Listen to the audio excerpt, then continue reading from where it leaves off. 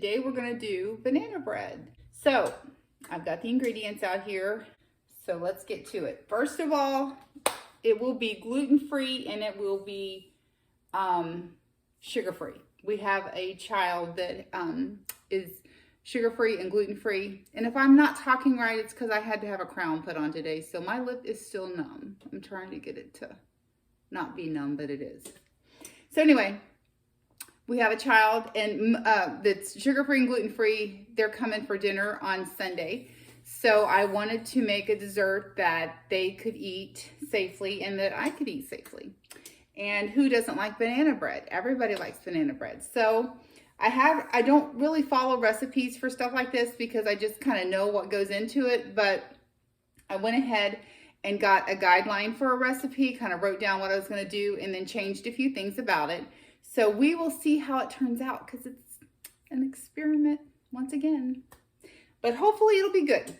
So I'm starting with oat flour. Oat flour is higher in nutrition than typical wheat flour. And it has more minerals, vitamins, it has a higher protein.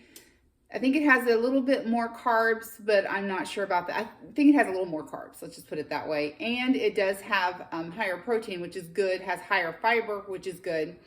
And instead of buying oat flour, I take my grinder. I have two coffee grinders. I have one for coffee and I have one for flours.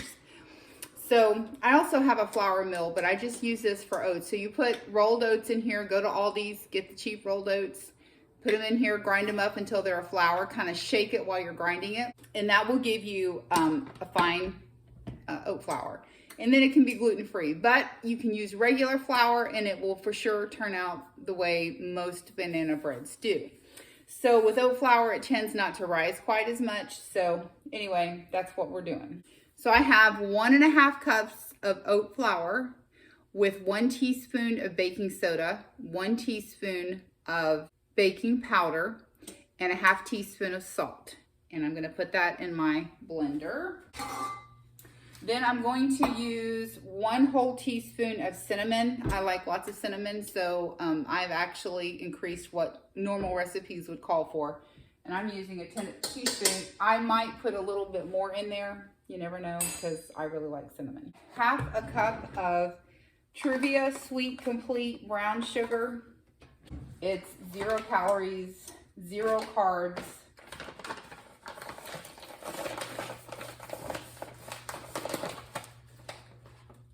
That in there. And I'm going to give it a quick mix just to incorporate everything. A lot of recipes call for creaming the butter first or the sugar, adding the eggs and things like that. I just kind of do things reverse because I'm just reverse, I guess. I'm using a 1/4 cup of applesauce. I hope this is enough. If it's not, I'll be able to tell and know to increase it. But I'm using applesauce instead of the 1/4 cup of coconut oil that my original recipe called for, because I'm trying to keep the fat down. Although I will say coconut oil is really good for you. I know some people say it's not, but I like it. So I could actually do like a 1/4 cup coconut oil, 1/4 cup of applesauce, and it would still be really good, but it's going to have a higher fat content. But again, you need fats, so it's not like it would be totally unhealthy. I'm going to do 3 eggs.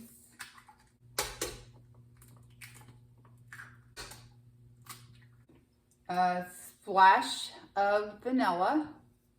My splashes are kind of heavy-handed.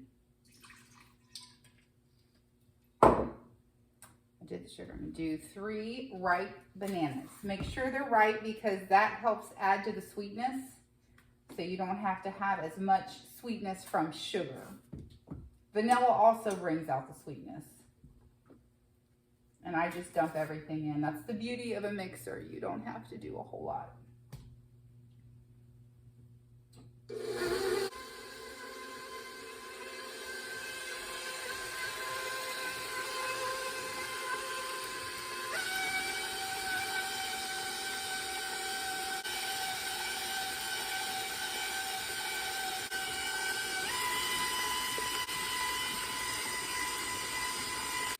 Now, like I said, I could add more oil to it, or I could add some. Okay, so like I said, I could add oil to it if I felt like it needed some, or if I wanted to add some coconut oil just to be able to get some in, because I really think a tablespoon a day is good, and I wouldn't count it. You know, some people don't count it. I don't count it personally. It has they say that coconut oil can actually raise your metabolism, so if that's the case, then it is very healthy.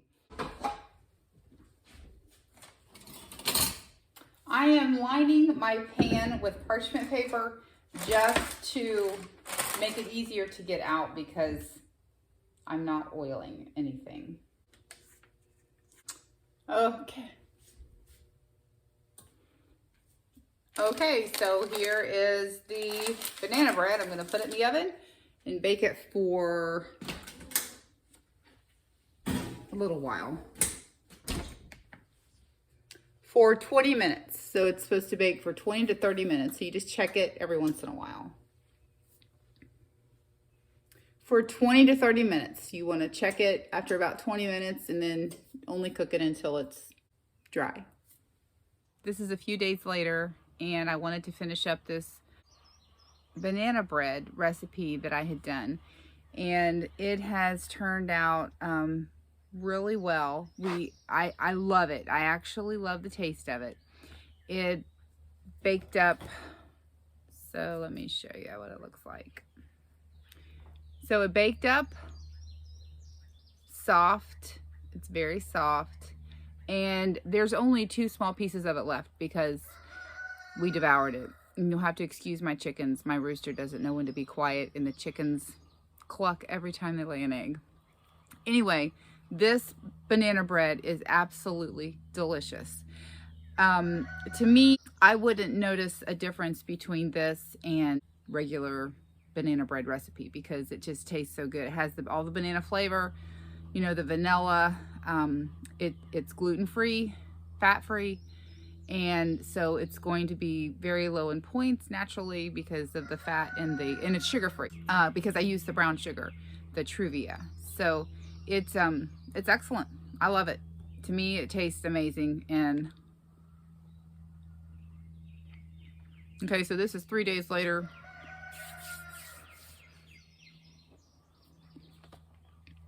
And it tastes delicious. It's moist. It's not like dense. It's not real dense. I mean, there's a denseness to it because banana bread's kind of dense. But it just has a really good flavor. So the banana bread turned out wonderful.